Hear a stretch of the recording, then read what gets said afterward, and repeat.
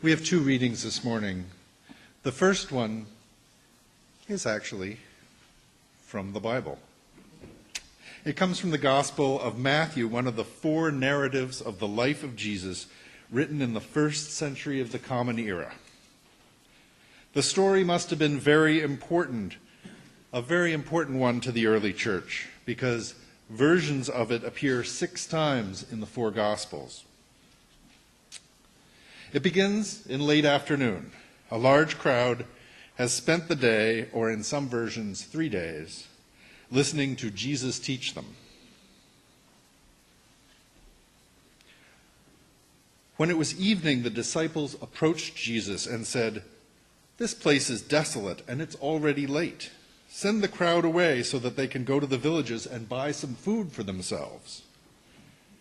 Jesus said to them, "They don't need to leave. Give them something to eat yourselves." But they said to him, "We have nothing here except 5 loaves of bread and 2 fish." He said, "Bring them here."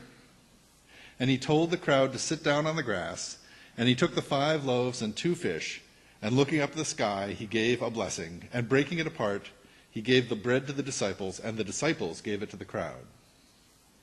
And everybody had more than enough to eat.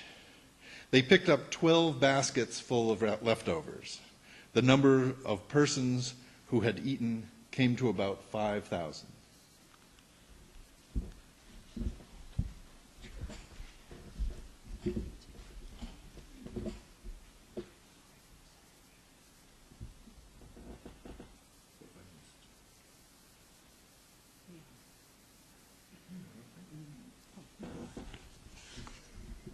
Excuse us.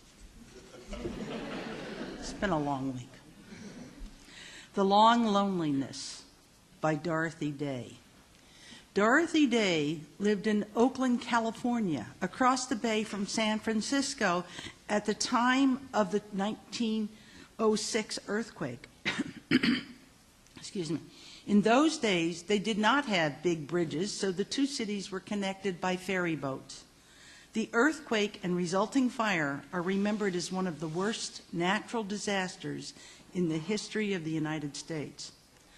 Dorothy Day writes, "The earthquake started with a deep rumbling, and the convulsions of the earth started afterward, so that the earth became a sea that rocked our house in a most tumultuous manner.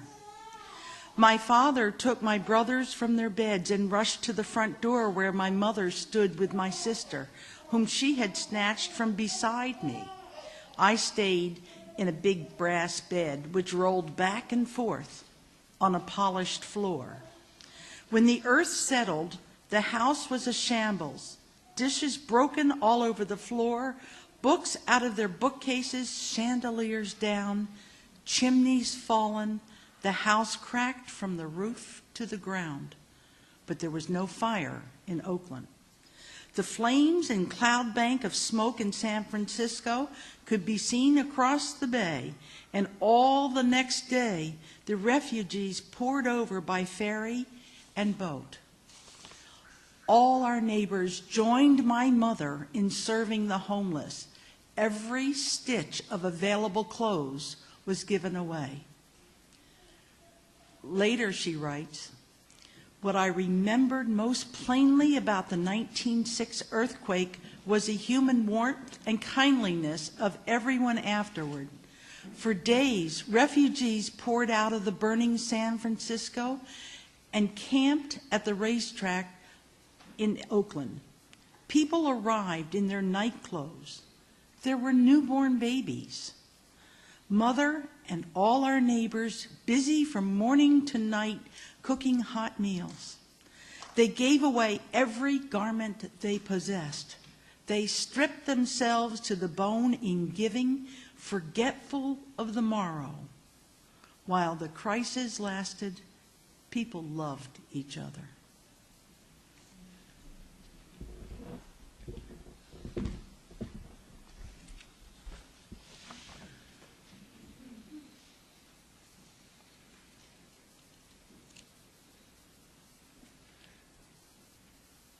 A few weeks ago, there was an earthquake here. I guess it was centered in Virginia. Did any of you feel it? Oh, yeah? Okay.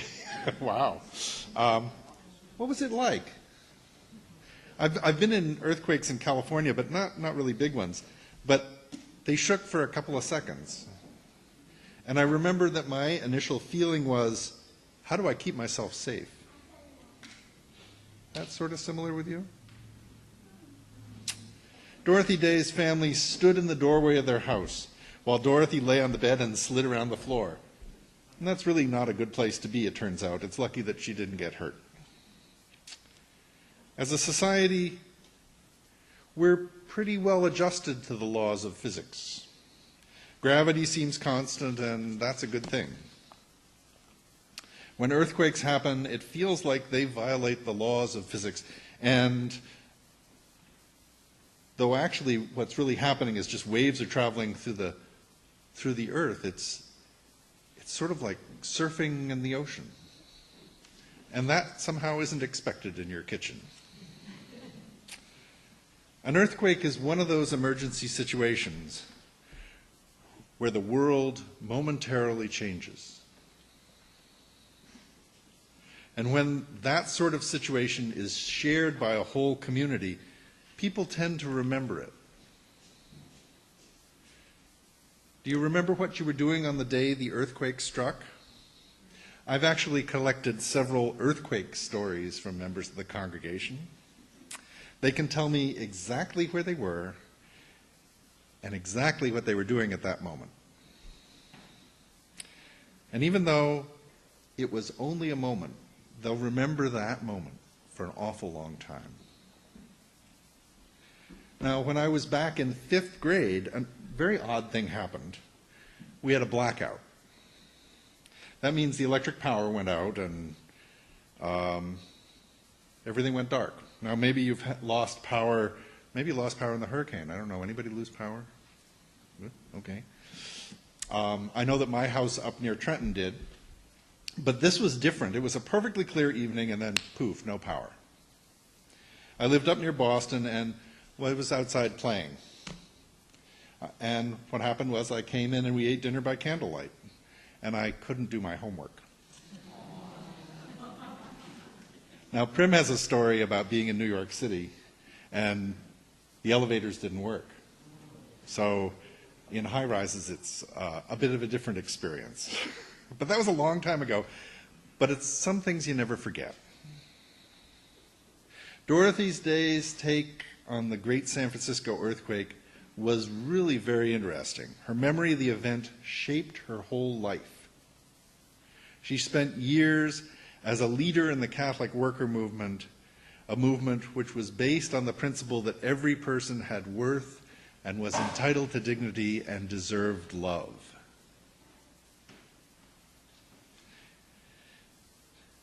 In our reading this morning, I want to lift up one of the things that she said. She said, while the crisis lasted, people loved each other.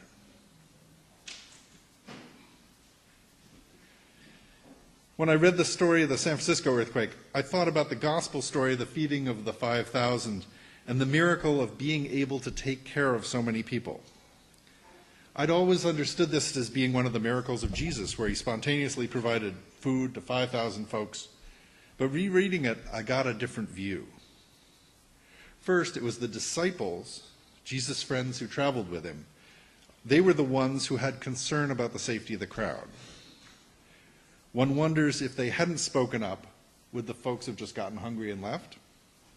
And second, the blessing of the bread, which I thought was a sort of a miraculous thing, but it's actually a standard part of Judaism. If you've ever been to a Passover Seder service, you know that there are specific prayers that you say before eating bread and other ones that you say before drinking wine. And so Jesus doesn't actually do anything extraordinary in this story other than saying the words, we can do this. What is amazing, though, is the crowd. One can imagine that folks inspired and really into this teaching thing, they added a little food to the basket as it went past. At least that's one non-supernatural explanation for what happened. Perhaps the community wanted to stay and hear more teaching, so they contributed what they had so that others would have enough. And that was a miracle. When Dorothy Day's mother gave every stitch of clothing, took care of other people's babies, cooked for strangers, that was a miracle too. In both cases, it was a singular event. Something amazing happened, and people remembered it. There are very few stories in the Bible which are in all four Gospels. And this one is actually repeated 6 times. So it must have been really important. Think about it. Imagine that you were one of the 5,000, or in some versions 4,000 people present, and imagine that you saw the baskets of leftovers. Would you remember that you were there? Would you tell your friends? While the crisis lasted, people loved each other. So I want to talk today about the difference between miracles and heroes. In comic books, Superman, of course, is the single-handed defender of truth, justice, and the American way. But real heroes aren't like that. For example, Dr. Martin Luther King Jr. was a hero of the civil rights movement. But what he did was organize communities to end bus segregation, for equal rights, for voting rights. Nobody is a hero alone.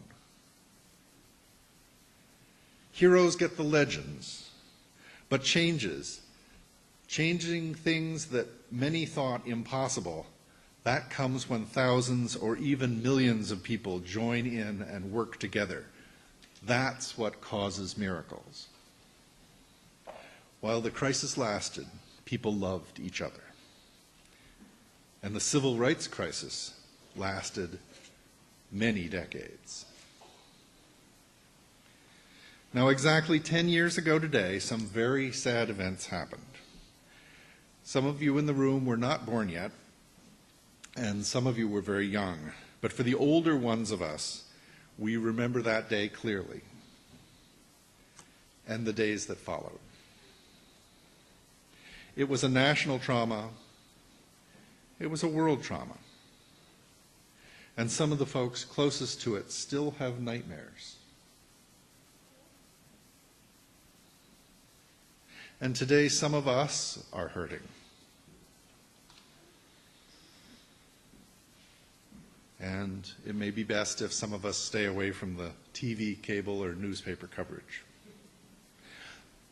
I'm going to take a slightly different angle. I'm not going to talk about heroes. I'm going to talk about miracles. For example, the crash of United Flight 93. That was actually a miracle. We know that after the plane was hijacked, the passengers learned the facts via cell phone and airphone. They took a vote, interestingly, and then they decided to fight back. So the attackers were not successful in killing many more people, which was, I believe, their goal. And so we're grateful to those who stopped the hijackers. It was both a miracle and a tragedy. As with many crises, I actually remember where I was that day. I bet you all, many of you do too. The morning of September 11th, I was working in my engineering job in Princeton, and I worked on televisions for RCA. So we had lots of TVs in our office, and we noticed that the New York signal went away, but the Philadelphia one was still there. Soon we learned that something awful was happening. I remember just feeling blank, like no emotion at all, just a blankness. And then that evolved into a sort of a feeling of shock and sadness. And I started to isolate myself, actually, sort of moved back to the back of the office as other people came in and watched TV, and we're all staring that way. I moved to the back. And but then a wonderful thing happened, actually. I am a ham radio operator and was in a ham radio club that associated with RCA, and we worked with the Red Cross chapter. And one of the other folks who worked at RCA called me up and said, "We've got to go over and help." And so we went over to the lead chapter of the Red Cross, which is in Trenton. Actually, it's very close to us in Lawrence Township. And what happens is that ham radio clubs have the job of keeping different Red Cross chapters across New Jersey in contact with each other, even when the phones and cell phones go out. And both the regular telephone service and the cell phone system were completely overloaded in New York City and northern New Jersey. So we passed text messages via amateur radio telling the Red Cross emergency response teams where to meet and what equipment was needed from where, and that things were coming from farther away. They were coming from Pennsylvania, and people wanted to know where to go and things like that. It was a really small part of a very small part of the response to the attacks. Interestingly enough, later on, the Red Cross was inundated with offers of help. People wanting to give blood or bandages, or people reacted in the way that Dorothy Day's mother reacted, a sort of unconditional love. And that was really beautiful. And while we're talking about miracles, I hear that even during the crisis, the people in the stairways of the World Trade Center were orderly and helpful and working towards a common goal. There was a story of a woman who was carried down, a woman who was in a wheelchair, being picked up and carried down 60 flights of stairs by people who were just walking by. It wasn't a mob, it was a spontaneous community working together. The escape of so many from the World Trade Center towers was a miracle. The so-called impossible was achieved by community effort. While the crisis lasted, people loved each other. We need one another, and others are in need of us.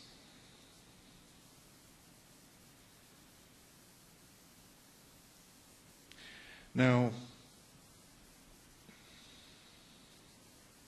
my final story for this morning brings us up to the present, and it doesn't have an ending. There's said to be a Chinese proverb, and Chinese has a gender-neutral pronoun, so this will sound a little bit funny. Give a person a fish, and the person will eat for a day. Teach a person to fish, and the person will eat for a lifetime.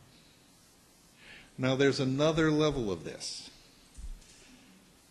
It's a philosophy that's used by the Unitarian Universalist Service Committee, which is actually an independent organization from the Unitarian Universalist Association, of which we are a member. If instead of teaching them to fish, you partner with the community so that it develops its own leaders, and you facilitate achievement of goals agreed to by the community, then they'll fish if they want to fish, and they'll farm if they want to farm. They'll learn to serve today's needs and have the leadership within them for tomorrow's needs.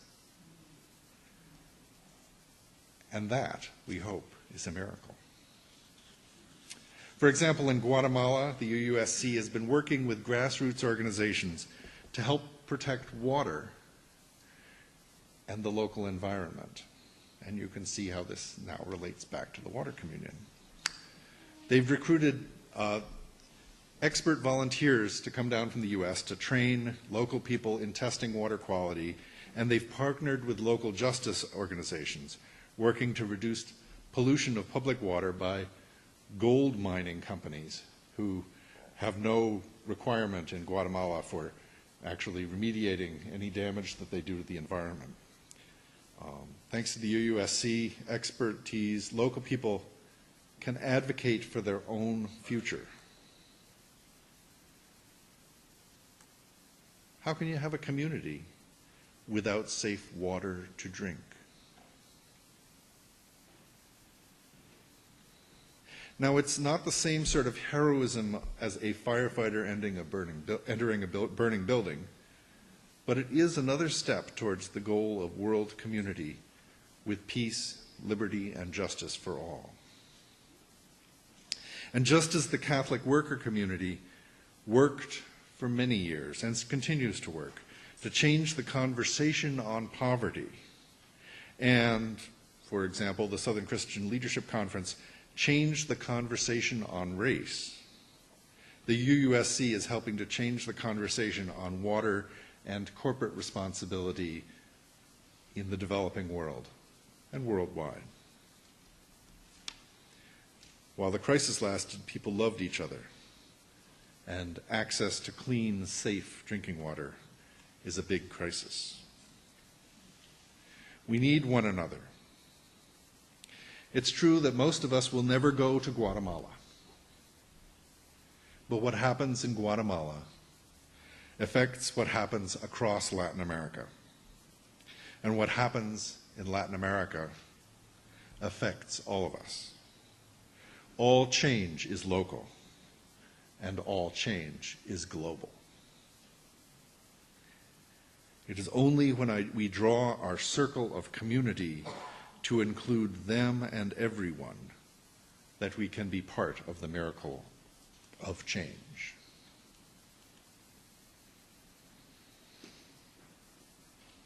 And on that note, I'll say amen. It's because of this story and many others that the Board of the Unitarian Universalist Congregation of the South Jersey Shore authorized the collection of a special collection today. And actually in your announcements, it talks about if you want to write a check for the benefit of the service committee under second offering right up at the top.